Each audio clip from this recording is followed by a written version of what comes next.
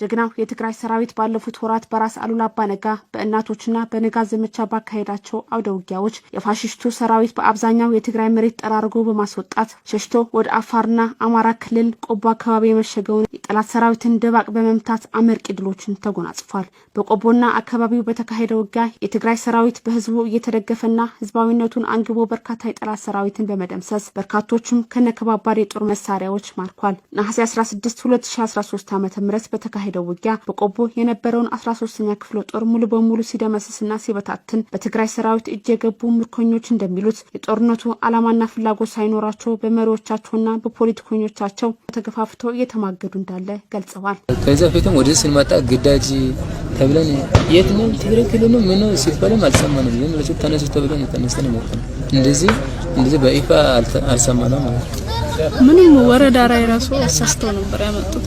በቃ ምን ነገር ተማራላችሁ ብለው ትምህርቴን አቋርጬ ነው የመጣው። 12 ዘንድሮ ተፈታኝ ነበር። ቆቦ እዚህ እናንተ ቦታ ቅያሬ ብሎ ወደዚህ ቆቦ ይዞ መጣ። ከዛ ያኛው ትምህርት ቤት ገና እየሰሩዋል። ከዛ እናንተ ካምፕ ይሄ ነው ብሎ እዛ አስቀምጠው። ከዛ ይሄ እናንተ ካምፕ ነው ብሎ አስቀምጠው የና እዛ 2 ቀን ያድረናል እዚህ ትምህርት ቤት ላይ። ከዛ እዚህ ውጊያ ፈተነ።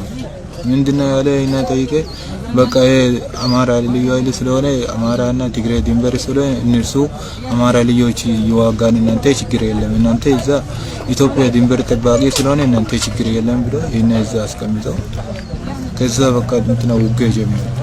ፋሽስቱ አብይ አህመድና ተሳፊ አማራ ኃይል አመራሮች እኛን ከፊት ለራሳቸው ከኋላ በመሆን ለሞት እየዳረጉን ነው ሲሉ በጀግናው የትግራይ ሰራዊት የተማረኩ እኒህ ምርኮኞች ይናገራሉ።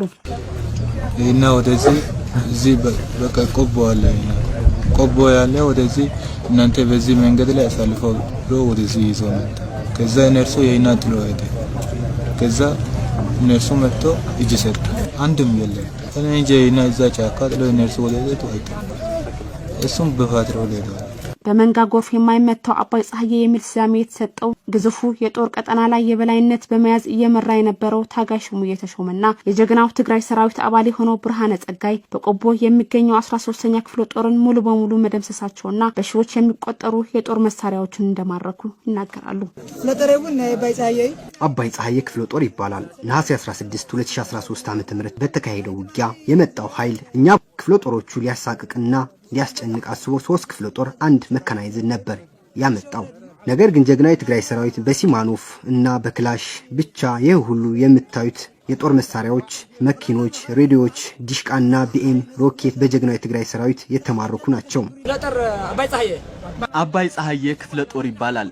እነዚህ የምታዩቸው ጀግኖች ወንድሞቻችን ይህንን ሁሉ የምታዩት መሳሪያ ተዋግተን ያመጣናቸው ናቸው። ከኋላው እየተከታተልን እናዳክመዋለን።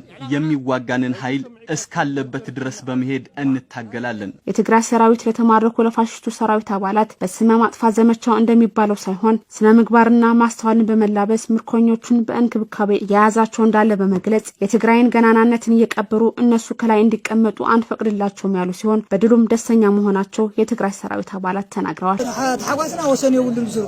ደስታችን ወሰን የለውም። ጠላታችን እያከሰርን የሁሉ ድል ተጎናጽፈናል። ምንም ኃይል ቢመጣ አይመልሰንም። እስከ መጨረሻው እንሄዳለን። እኛ ምንም አንገላቸውም። በእነሱ መንገድ አንሄድም። እሱ ወንበር ላይ ቁጭ ብሎ ግደሉ እያለ ይልካቸዋል። እኛ ግን በስነ ስርዓት መሪያችንን ይዘን ለህዝባችን ብለን ልንሰዋ ነው የወጣ ነው። ማርከንን ልካቸዋለን፣ ተመልሶ ይመጣሉ። መልሰንን ማርካቸዋለን። እስከ መጨረሻው እንታገላለን። በተገኘው ድል ጀግናው ትግራዋይን ለመግለጽ ቃላት ያጥረኛል። በድሉ በጣም ደስተኛ ነኝ።